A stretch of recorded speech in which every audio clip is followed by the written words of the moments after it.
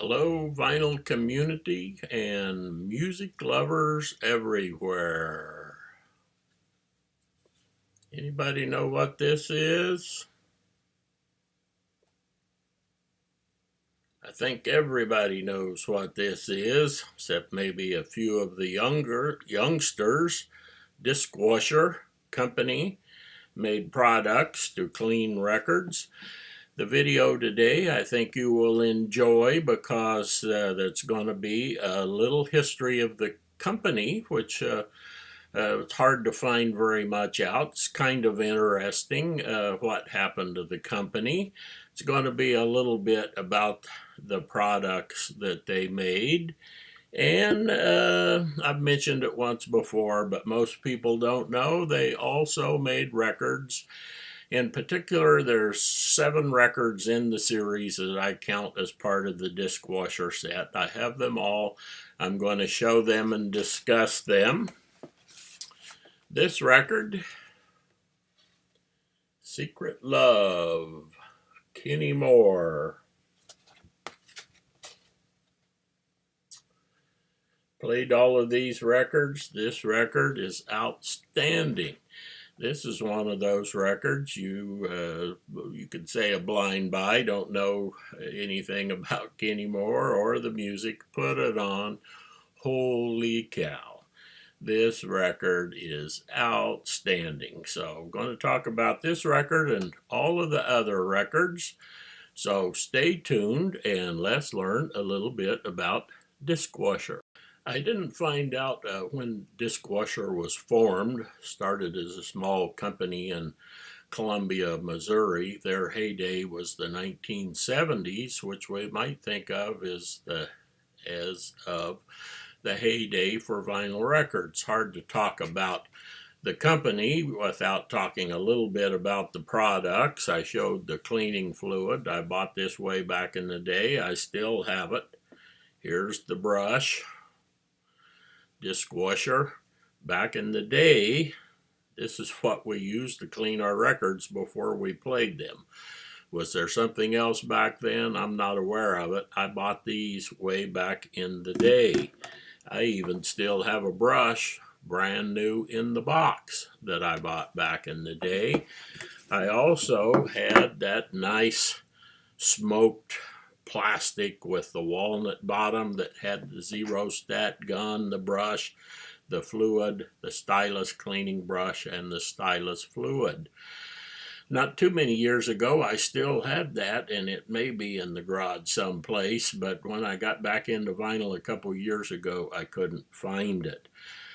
So the interesting story about Dishwasher, these guys started it, reasonably small company in Columbia, Missouri, and they started doing their records in 1978, and I'm going to show the records in a little bit. And they advertised on their records that they were all digital.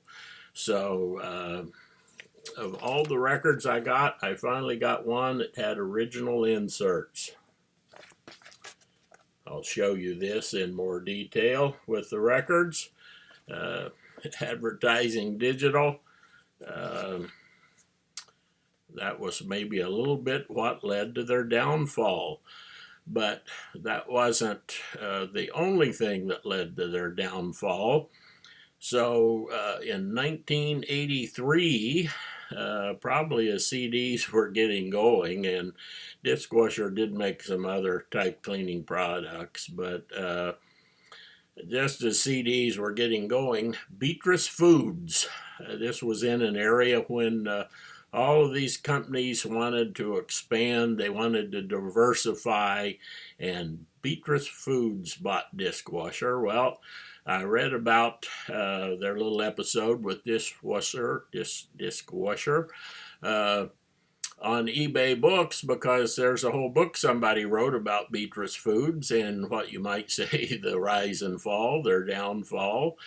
And so they bought this company. Of course, what does Beatrice Foods know about cleaning vinyl records? Nothing.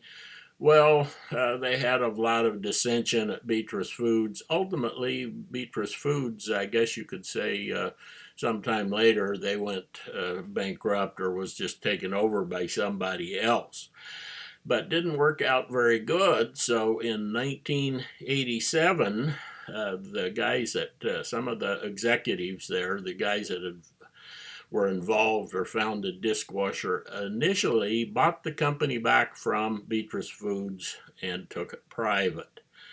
Well, again, they did this at the time. By the time they did this, CDs was just going full bore, and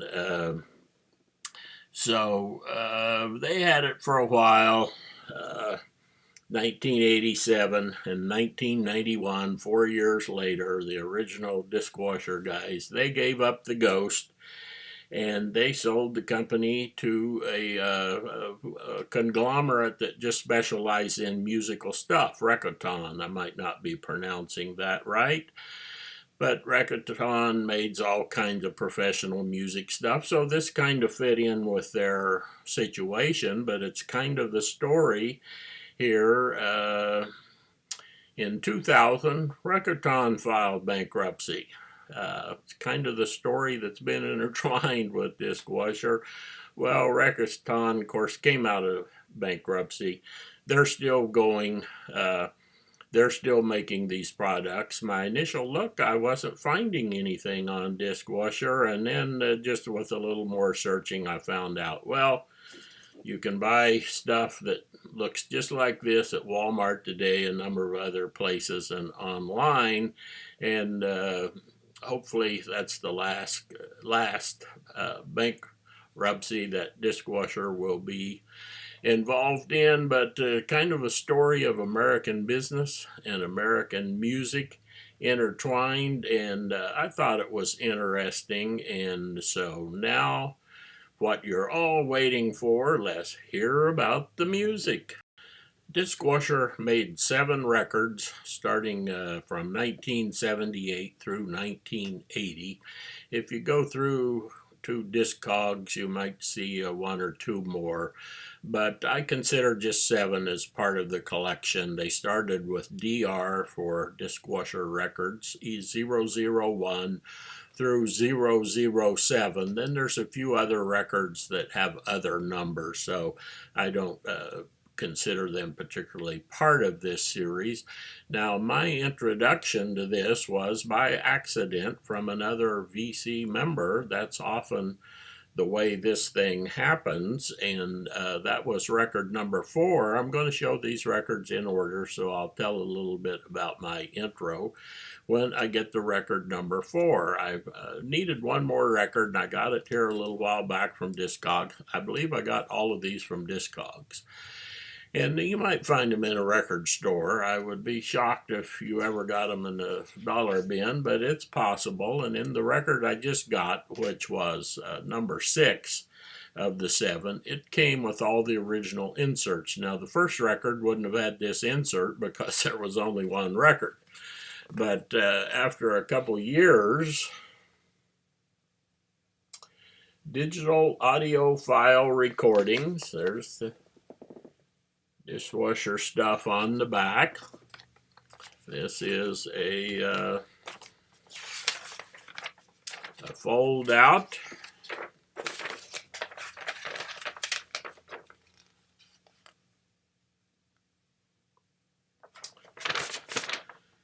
Denon PCM recordings. This is kind of part of what's interesting. Digital recording, I guess, was invented by Denon, more or less, with their PCM, pulse code modulation.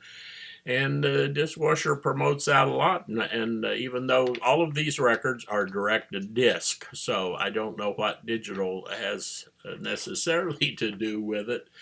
And in the catalog are some records here that they promoted, but they have different series numbers. And here's a digital space You space guys would like that. Morton Gould conducts Morton Gould. Classical, various kinds of things, exploring the digital frontier, classical sampler, jazz sampler. On the back here, Climax Jazz Band, a modern traditional jazz type outfit. I'd like to find that record. But boy, was I happy to get this in with the last record that I got. Okay, here is the first record.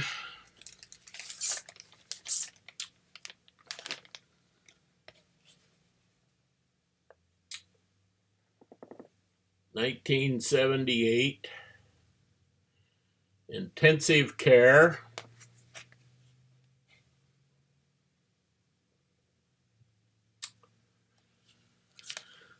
All of them, except the last two, have this great artwork on them. I'll show one record here. One of the things that was interesting,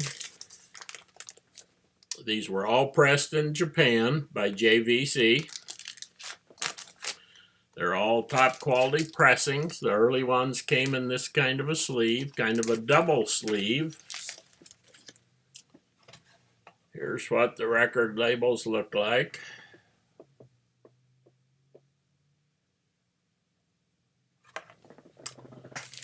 They're all either very similar or exactly the same.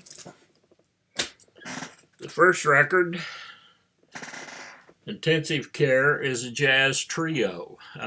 This has Paul Smith on piano, Ray Brown on bass, most of you know Ray Brown, and Louis Bellson on drums, and you'll see at least two of those names in some of the others. Okay, you'll hear a little more in this video about Paul Smith, and I've started, before I picked up on this dishwasher project, of doing a video just about Paul Smith. He was known among other musicians as the White Art Tatum. He had a long career, died just about 5 years ago at age 92, and was a fantastic pianist. This is heavy-duty jazz trio. If you like, did Art Tatum do trios, that kind of stuff, you'll like this record. They're all direct-to-disc. They're all pressed in Japan.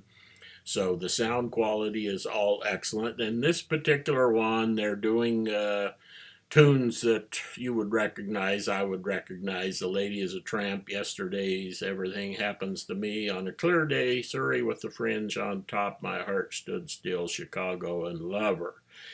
And those of you that like a jazz trio with a piano, you will enjoy this record. That's number one.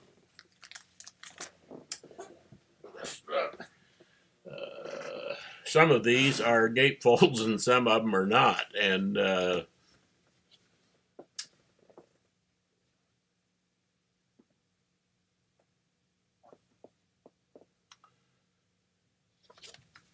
what was the motivation for this? Well, as you know, I did a video long ago about Sheffield Lab Records. The person who started Sheffield Lab, Lincoln Mayorga, was a friend of mine when I lived in Southern California. They started in the early 70s. They didn't invent the direct-to-disc, but they repopularized it, and him, along with the mastering lab, they put out the Sheffield Lab Records. Well, Discwasher's just doing the same thing. You go to the store back in the day, there would be a dishwasher display with cleaning supplies and then some of their records. And so that you wanted to hear how good your stereo could sound after you cleaned them with the dishwasher fluid, pick up one of their records. And so these are very interesting, and I don't think they're very common. Here is number two. Number two, No Smoking. Note Smoking. This is Louis Bellson and Explosion. Notice they had a little gold seal thing on these. This one is not a gatefold. Has lots of information on the back.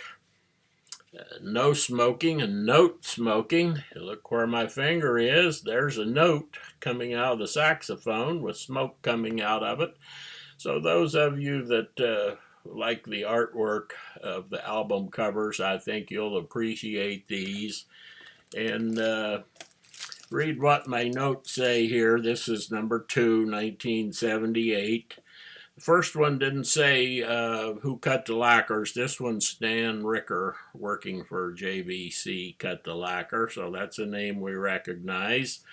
This Louis Bellson, I would call small big band jazz. Okay, so if you like modern, kind of a modern big band jazz, not like the 40s, but has a lot of horns and so forth in here. And Louis Bellson is a drummer, so there's some originals, some well-known tunes on side 2, don't get around much anymore. I love that. And then if a drummer is going to compose a composition, what would be a good title for a drummer to call his composition? Skin Deep. I thought that was good. This record, very enjoyable. I describe it as big band kind of jazz, and they're doing these to show off. So this is not just kind of like all of these records, what you would have got on a regular record that they issued.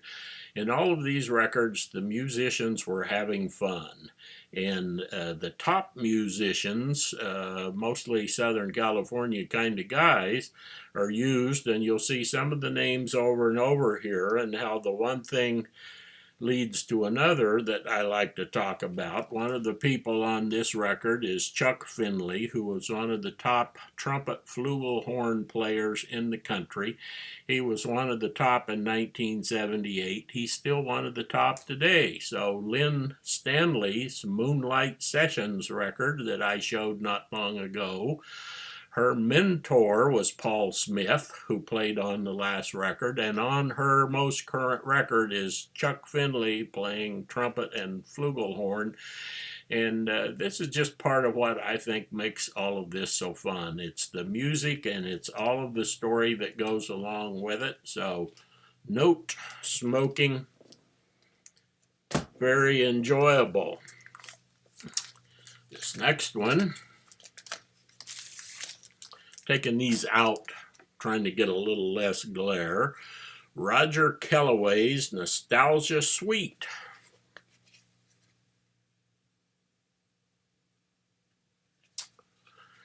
Funny, a couple of these I hadn't listened to. I was playing yesterday to get ready to do the video, and I hadn't played this one before. It maybe looked less interesting than some of them. And play the first tune. Well, the first tune is kind of hard bop and maybe out there a little bit further. And I wasn't too crazy. I mean, you know, I'm kind of a beginner on that heavy duty modern jazz kind of stuff. But the next tune, oh, fantastic. So anyway, but funny because this, you know, was in the slip cover. So finally I looked, hey, this thing's a gatefold.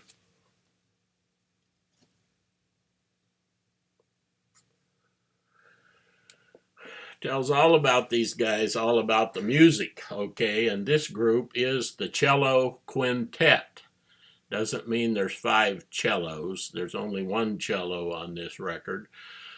Roger Kellaway is a pianist, and he's a good one. These are jazz guys that perform together. This group performed together for some time. This is all original compositions. And let me tell you what I wrote here. What genre does this fit in? Again, this is out of my area of expertise. Bebop, avant-garde, modern jazz, hard swing. And again, we got Stan Ricker, cutting engineer at JVC. This is one of those records. Was fantastic. Now, I doubt he watches my channel, but but our friend over in Kansas City, my mind just went blank on his name, Teddy. I think this is kind of the record he would really dig, okay? This thing, all original compositions, but this is a suite, the Nostalgia Suite, and I'm not going to read the titles. They wouldn't mean anything, but this record is really great sounding, really great musical, very clever. It tells about it in here.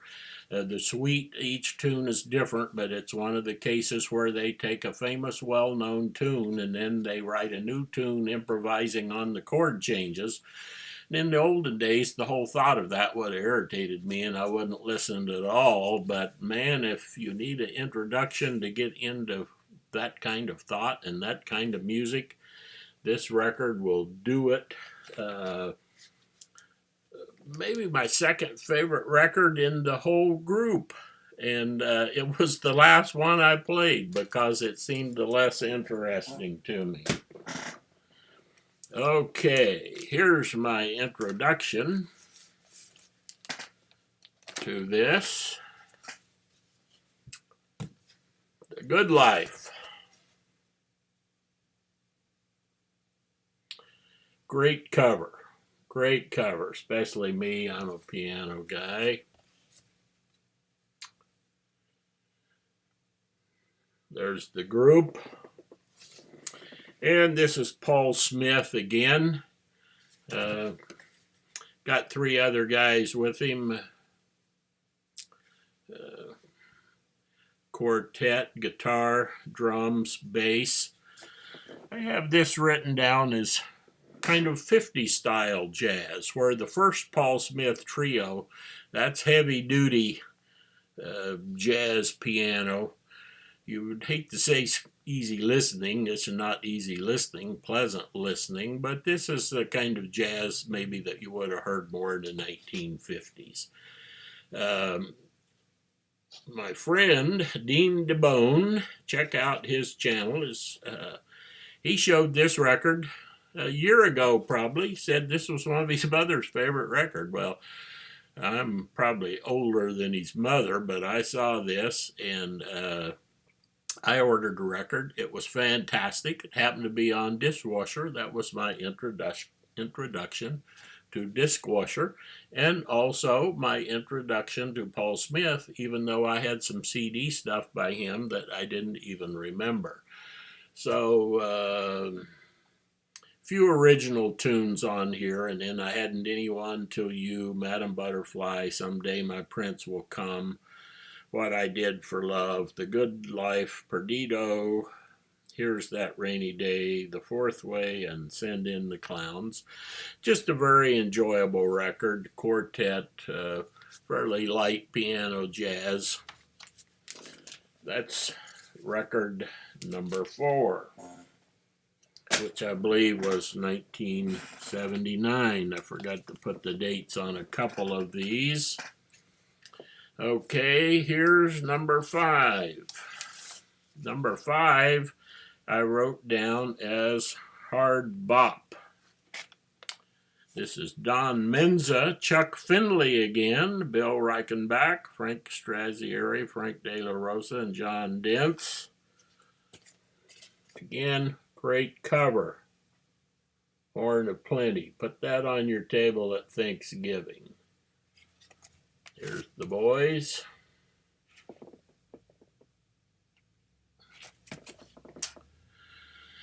Tonawanda Fats, In a Sentimental Mood, Take the A Train, As Is, Something Old, Something Blue, and Intrigue, Don Menza Sextet.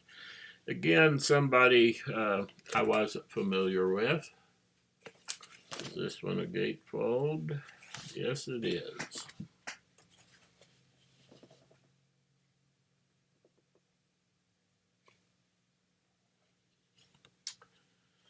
You know, goes again.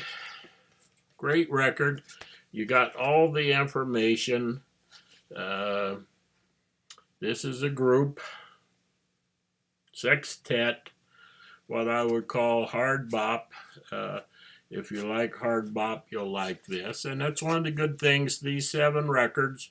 It's a pretty nice variety of music. They're all kind of jazz oriented for the most part, but stylistically, they're all different. Now, here's the one. These last 2 are 1980, the last year they made them. And I wrote down that there's a variety here, and I equated this to soundtrack music, movie music. Red Eye is the title of the album. Still got some neat artwork, but going away from the cartoonish artwork. This is the Michael Melvoin with Red Eye, his group, and pretty large group here. And I wasn't familiar with him, but he has done a lot of music for television shows, stuff that would be well known. He's done music for movies, and so these are mostly original compositions that a nice variety of music on here, as you would expect in a soundtrack. You don't just have one genre, but I would think of this as it was nice listening. I enjoyed it, and when you read the notes, that adds a little interest to it. Now, that particular record I got recently from Discogs, and was categorized as near mint minus, and it came with this, which I was so happy to get, but also came with this insert down here, advertising Denon PCM from analog to digital, now entering a new century of sound with PCM recording. And this is a catalog of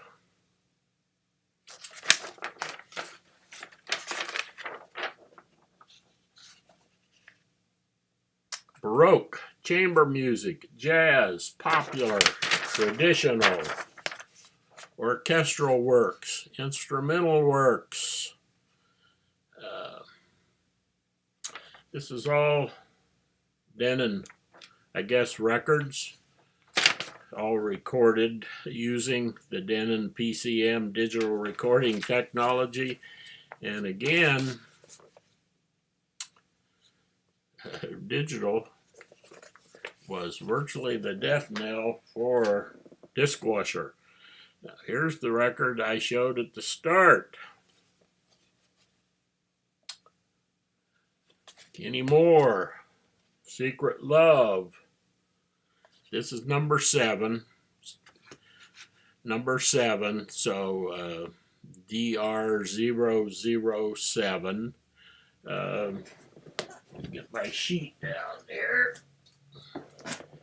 This record was my favorite of the whole group. And this record is considerably different than all of the others musical. They saved their best till last, and kind of disappointing that they didn't keep going. Now, some of you are probably familiar with Kenny Moore. So when you read this here, he toured with Tina Turner, backing Aretha, gigging on sessions with Carly Simon, Arlo Guthrie, the Beach Boys, stomping and singing. This was his first solo record, and got a lot of different people on here. They're all outstanding. What kind of music is this? Oh, one thing interesting about this one, lacquer cut by Bernie Grundman. So they used the best on these things, and I put soul, funk, Motown, jazz, pop, and just a tinge of disco here and there. Okay, this record was made in 1980, disco hadn't quite yet died. Beginning of the 80s pop, which a lot of people disparage 80s pop. I don't have that much experience with them. But I'll tell you what, if you like soul, if you like disco, this record is fantastic. They're all original compositions by our guy here, Kenny Moore. I didn't go look any more up about him, but this record is outstanding. If you like funk, if you like soul, if occasionally just a hint of disco, jazz, pop, I'm going to go look for more stuff of Kenny Moore and the Roger Kellaway and a few of these others. I'm going to be looking for some more of those records. So these 7 records have introduced me to stuff I wasn't familiar with. And this was just a real fun little journey. And I hope you all enjoyed taking it with me. See ya.